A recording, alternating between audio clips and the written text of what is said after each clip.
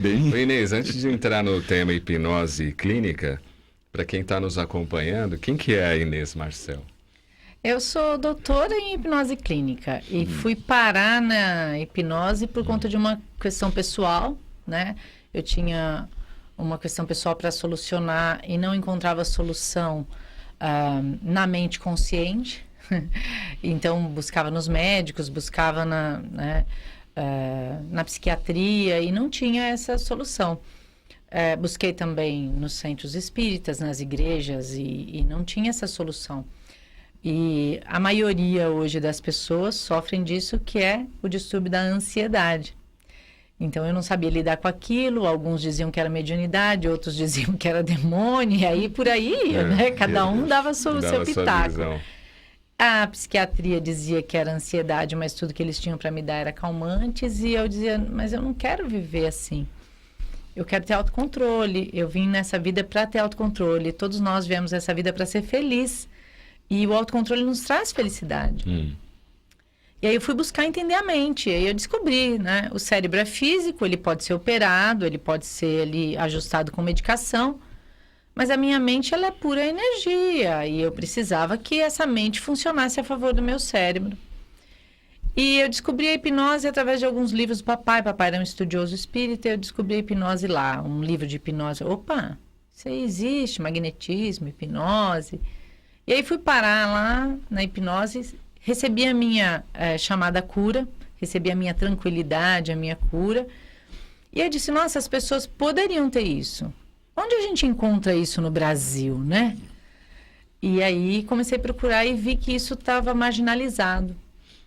Infelizmente, era bastante marginalizado. Assim como nos tempos de Mesmer só era magia e eram os bruxos, aqui no Brasil também a hipnose era marginalizada. Por quê? Jânio Quadros proibiu o uso da hipnose por médicos, dentistas, psicólogos, porque ele dizia que era manipulação da mente. Então, equivocadamente, os médicos, dentistas, psicólogos ficaram proibidos de utilizar isso e nós perdemos. Mas lá fora, não. Lá fora eu falo do Oriente, eu falo da Europa. Sabia que na Alemanha, você vai no dentista, ele pergunta se você quer anestesia química ou por hipnose? Olha só. Coisa maravilhosa você não precisar de uma anestesia química, né? E aí eu descobri e comecei a me esforçar em trazer a hipnose de volta. Eu fui a primeira doutora em hipnose clínica no Brasil, hoje já temos mais. Eu sou orientadora dos doutorandos aí que estão galgando essa oportunidade. E hoje nós temos consultórios de hipnose. Hoje nós temos a hipnose sendo aceita dentro dos centros, das igrejas, dentro dos hospitais. No Hospital das Clínicas de São Paulo, nós temos o Instituto da Dor, onde pacientes fibromialgicos são tratados com hipnose. Então, nós estamos falando aqui do quê, Cláudio? De evolução, né? Então, quem é Inês Marcel? Eu sou escritora, estudiosa do assunto, eu sou doutora, mas eu sou nada mais, nada menos do que uma pessoa que foi beneficiada por essa ferramenta. Eu gosto de chamar a hipnose de ferramenta. Porque a hipnose, bem dito pela Ana aí, esse artigo é incrível, é um pouco difícil para as pessoas entenderem o artigo, porque ele fala de muitos assuntos em uma página só, né? E nós estamos falando de assuntos de anos de estudos aí. Mas ela sintetizou bem, e ela, aí no artigo dela tem a citação de que hipnose pode ser usada pelos bons e pelos maus, e todos nós podemos usar. Eu gosto de dizer que hipnose é como uma faca. Ela serve para passar manteiga no pão, mas pode manter alguém refém. Então depende da mão de quem está. Por isso, o ouvinte que está em casa, ele tem que ter consciência e saber quem ele procura para fazer a hipnose. Porque essa pessoa, sim, vai acessar sua mente subconsciente e pode, sim, manipular a sua mente. Que as pessoas todas tenham a iluminação de usar para o bem. Mas nós sabemos que não é inerente ao ser humano porque o ego também está tem ali, essas presente. questões. O próprio Jânio, por exemplo, era um hipnotizador de pessoas. Ele era. Cara, Se a gente entrar nesse assunto, a gente vai gastar 1h45 do programa. Só. Por quê? A partir do momento que foi impedido a utilização da hipnose, cresceu a indústria farmacêutica. Sim. E hoje, nós somos reféns do antidepressivo, do ansiolítico. A pessoa que está em casa, que tem aquele monte de cartelinha de medicação, sabe que ela é refém disso. E ela sabe que aquilo, ela foi imposta por uma indústria para usar. Não estou dizendo para você que está em casa, deixar de lado seu medicamento. Mas estou dizendo para você começar a trabalhar a sua mente e o seu espírito, para que ele possa se livrar. Inês, deixa eu, Cláudio, aproveitar aqui a fala da Inês. À vontade. Quando você fala aí lá na Alemanha é utilizada a hipnose clínica, né? Ou, perdão, o paciente escolhe se ele quer ser anestesiado, sedado, né? Isso. Clinicamente ou através da hipnose. Eu acho isso de extrema importância para a gente entender o tema. Porque o que é, na verdade, a sedação, né? É a anulação de dor numa determinada região, né? Isso. Que afeta o cérebro, não é isso? Isso mesmo. É uma outra percepção da dor. Isso, porque na realidade a dor é física. E ela é transmitida para o espírito, né? Através das ligações que nós temos com o corpo. Eu Uma posso vez te que ajudar? você... só complementar, aí você, por gentileza, Sim. até Claro. me corrija se eu tiver Não está errado em nada. equivocado, né? Uma vez que você tenha esse domínio e que você consegue se distanciar do corpo, a dor ela vai ficar no físico, mas ela não vai ser transmitida para você. Legal isso. Isso é uma coisa muito interessante de se estudar, né, de se pensar, porque comprova justamente isso que a gente falando, que nós estamos falando, que nós somos um espírito usando um corpo, tá certo? Isso mesmo. E que nós temos que tendo essa consciência, a gente vai ter muito mais condições de ter controle sobre nós mesmos, sobre as nossas emoções, sobre aquilo que nos motiva, que nos leva, que nos faz sofrer e por aí afora. A dor é um aviso da mente para o seu cérebro que algo não está bem no seu corpo. Então, avisou, tocou a campainha, o alarme tocou de manhã na tua casa, você levantou, não precisa manter mais o alarme tocando, o despertador tocando, não é? Então, a dor ela é para ser sentida como um aviso. A partir do momento que seu cérebro está avisado e que você já compreendeu e aceitou esse aviso, pode desligar o alarme. Acontece que a gente continua sofrendo pela dor por uma questão da mente subconsciente do espírito, que não sabe lidar com o sofrimento. Sim. Dor não é sofrimento. Por isso, com a hipnose, a gente consegue fazer parto sem dor. Olha. Eu sou hipno-vovó de um monte de criancinhas. Legal. Um beijinho para todos eles. Sou hipno-vovó de um monte de criancinhas que nasceram sem a dor da mamãe. O parto sem dor não quer dizer que não vai doer para expandir e para a passagem do bebê. Quer dizer que não existe sofrimento. Então, algumas mães, pasmem, têm partos orgásticos, com êxtase. Uau. E com prazer. Por quê? Porque entende, ok, já entendi. Esse é um aviso que o meu corpo está expandindo? É um aviso que o meu bebê vai passar? É um aviso que o meu bebê está pronto? Ok, eu já não preciso sofrer mais. E vem aí uma coisa que é o conteúdo anestésico, sedativo. Quando o corpo já não tá, o espírito já não está mais respondendo aquele estímulo corporal. Sim. Né? Quando somente inconsciente. Nós somos só 5% consciente, então já vamos sabendo que é bem pouco, a gente consegue dominar isso. Tem muito a desenvolver, né? Agora, Edson e Elaine, essa questão do sonambulismo, eu já vi casos seguinte, o médium é como se ele estivesse em outro local e aí ele relata o que ele está vendo, com quem ele está conversando e o corpo só vai ali como tipo uma marionete, né? Retransmitindo aquilo que o espírito do próprio médium está vendo ou conversando em outras dimensões. Isso é uma espécie de sonambulismo também? Isso é chamado de bicorporeidade, na verdade, né? Kardec deu esse nome, na verdade, né? Essa capacidade de você, ao emancipar-se, né? Você vai mantendo a ligação com o corpo, naturalmente, né? E você vai transmitindo o que você está presenciando, como você mesmo relatou, né? Vendo em outras regiões, né? É uma espécie de sonambulismo, porém, eu chamaria mais de um processo mediúnico mesmo, né? De bicorporeidade, né? Como é o próprio espírito do médium que está se manifestando, aí a gente coloca dentro da classificação de sonambulismo, né? Para a gente entender. Que não teria uma intervenção externa, né? É dele mesmo. É ele, com o total domínio do seu corpo, observando cenas ou coisas que estão acontecendo e ele relatando, né? É chamado de bicorporeidade, bilocação também, tem algumas questões nesse sentido, né? Apesar que tem umas pequenas diferenças, mas basicamente é isso. Né? Está dentro desse conceito de que nós estamos falando. Nós somos um espírito usando um corpo, e aquilo que nós já falamos antes, o espírito anseia por estar fora, né? Dessa prisão, vamos assim dizer. Porque a bicorporidade, né? O espírito emancipado, ele vai até outro local, né? Tem aquela história do Eurípides Barçanufo, né? Que faz uma cirurgia. Então, é diferente, né, Cláudio? Porque o espírito desprendido vai até determinado local, faz determinadas coisas e retorna, né, para o seu corpo. Diferente do sonambulismo, onde o espírito se manifesta diretamente no próprio corpo, que estaria adormecido, né? No caso do Eurípides, que a Elaine está falando, tinha relatos interessantes, que ele estava dando aula, aí ele entrava num estado chamado aí de êxtase, né, ou sei lá.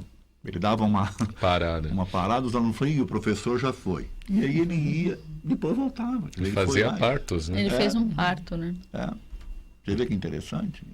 Que naturalmente que lá, né, onde ele se apresentava, espiritualmente falando, havia relatos de pessoas que o viam. Então aí havia até uma certa materialização do seu espírito, né? Ou pelo menos alguns videntes, talvez, o vissem, né? Viam, porque ele fez Mas o aí parto. a pessoa tem a capacidade de ver no campo mediúnico. Mas né? existem muitos relatos disso na Índia, né? De bilocação e relatos assim incríveis mesmo das pessoas, nem sempre videntes, mas das pessoas verem, né? Presencialmente. É muito legal. É que essa questão do ver, ele tem a ver, ou a pessoa tem evidência, está vendo o espírito em si, ou as pessoas não têm essa capacidade e o espírito se materializa. Para isso, precisaria ter um médium de efeitos físicos para fazer isso presente para ceder a energia, né? Aí já a gente vai entrar num campo de estudo da mediunidade que é bem extenso também, né? Ô Inês, você falou da questão da marginalização da hipnose durante muito tempo. E também há um outro fenômeno, por exemplo, você pergunta para algumas pessoas, a primeira coisa que você lembra de hipnose? Eu lembro de um cara que aparecia na TV, né? Que fazia a pessoa comer cebola achando que era maçã. Isso de alguma forma também colocou a hipnose um pouco mais para baixo? Também. Mas eu não sou contra as apresentações de palco nem show. Eu realmente não sou. Eu penso que essas apresentações nos trouxeram muitos estudos. Por exemplo, quando eu estou cortando a cebola aqui, na tábua de corte, eu choro. Esse cara morde a cebola e não chora? Quando você morde a cebola, tá aí nesse livro que eu trouxe para você. Quando você morde a cebola, ácidos vão entrar na sua narina através de um gás que vai produzir um ácido dentro do seu corpo que vai criar lágrima. Agora, por que essa pessoa que morde a cebola não chora? Porque ela pensa que é maçã. Olha que interessante. É a mente dominando os efeitos do corpo. Físicos, fisiológicos. Aí, nós descobrimos através dessas brincadeiras que podíamos, então, controlar a salivação na hora de um processo dentário. Poderíamos controlar o sangramento. E eu tenho uma experiência incrível. Em 2014, meu filho foi atropelado. E ele foi atropelado por um ônibus que passou em cima da perna dele, na esquina da minha casa. Eu cheguei primeiro do que o SAMU, que foram me chamar. Ele é adulto já, esse meu filho ele tem 31 anos hoje, já era adulto. E eu cheguei e a perna do meu filho, claro, estava num estado bem delicado e não parava de sangrar. E eu hipnotizei o meu filho e estanquei o sangue. Porque eu sabia que eu podia fazer algo fisiológico ali. E Meu filho relata, ele diz: mãe, quando você chegou, acabou minha dor. No momento que você chegou, com a perna esmagada, explodida em 8 partes. Nossa. Né? É um Uma ônibus dor. de 19 toneladas. Quando nós chegamos no hospital, o médico disse: não tem jeito, porque não tem mais circulação. Eu falei: não, o senhor quer que sangra? Mandei comando para a mente do meu filho e a perna voltou a sangrar. Meu filho, o médico ia amputar a perna do meu filho. Meu filho tem as pernas inteirinhas hoje. Se casou, anda sem muleta, joga futebol. Teve uma recuperação, ele ficou 1 ano, não foi hipnose, não é milagre, assim, né? gente. Não é milagre.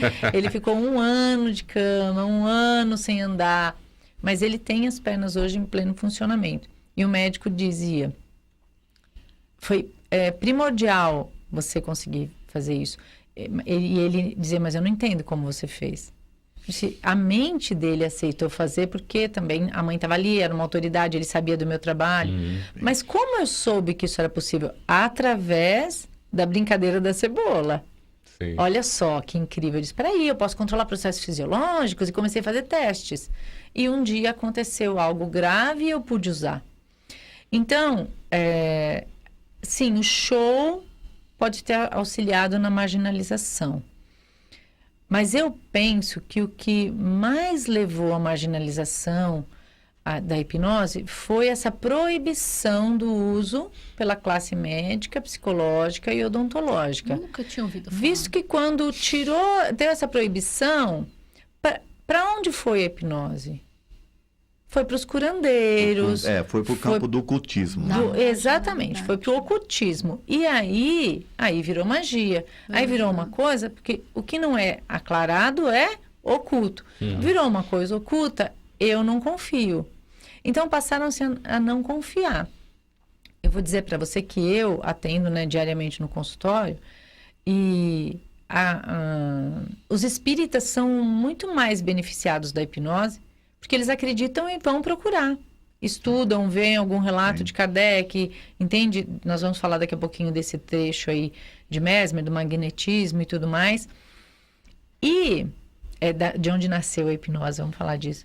Então, o espírita, ele tem mais facilidade para encontrar do que aquele que ainda acredita que isso é magia. Porque aquele que ainda acredita que é magia, ele só vem se eu sou a última aposta dele. E aí, quando ele sente a melhora, eu sou a última aposta. Ele diz, nossa, mas eu estou bem. Mexe com o sistema de crenças dele tão grande que atrapalha a vida dele como um todo. Porque ele diz, então, em tudo que eu acreditei até hoje eu estou errado. Isso é complicado. Então, existe um cuidado muito grande. A marginalização veio porque qualquer pessoa, como diz o texto aí, pode fazer hipnose. Como tirou de uma classe, perdeu-se a regulamentação. Então, qualquer pessoa pode. Então, é claro, o ouvinte que está em casa, ele pode escolher passar com um profissional habilitado ou passar com um garoto de 17 anos que já aprendeu a fazer hipnose. Aprendeu a fazer você comer cebola pensando que é maçã. Então, ele sabe fazer hipnose também. Mas ele sabe tratar terapeuticamente? Aí que é o detalhe. Né? Então, ele tem essa responsabilidade marginalização... no que vai fazer. Claro, nem experiência de vida não tem um garoto de 17 anos. Né? É claro que tem experiência de vida congruente com aqueles 17 anos vividos. Né? Então, o que nós temos que pensar? Essa marginalização, ela veio por conta de que, de repente, não era para a classe médica. Então, é para qualquer pessoa usar. E não tem regulamentação, vai para o ocultismo, vai para as mãos de quem quiser. E aí, como tudo na vida, como a faca. Se as pessoas começam a usar para manipular as massas, aí as pessoas... Acontece um genocídio, foi porque ele hipnotizou as pessoas. Acontece um roubo, aí ele hipnotizou a pessoa. Então, tira-se a palavra influência, tira-se a palavra persuasão e coloca tudo no balaio da hipnose. E a hipnose ficou na verdade, machucada por isso. Se a gente for parar para pensar, hoje as pessoas são hipnotizadas pelas mídias e por aí mídias. fora. Olha, eu gosto falar isso, muito nós já não política. somos tão hipnotizados todos os dias. Vendedores e publicitários são os maiores hipnotizadores. É isso, Vamos eles te levam a pensar. fazer as coisas. Imagine, Edson, que você vai comprar um carro. Hoje você acordou, É. né? Você diz, é quinta-feira. Eu tenho aqui um dinheiro na conta. Eu decidi, eu vou ali na Chevrolet e vou comprar um Cruze. Olha a propaganda aí. Vou comprar um Cruze lá na Chevrolet. Aí você acorda, você fala, hoje eu vou pôr uma roupa bonita, eu vou comprar um Cruze.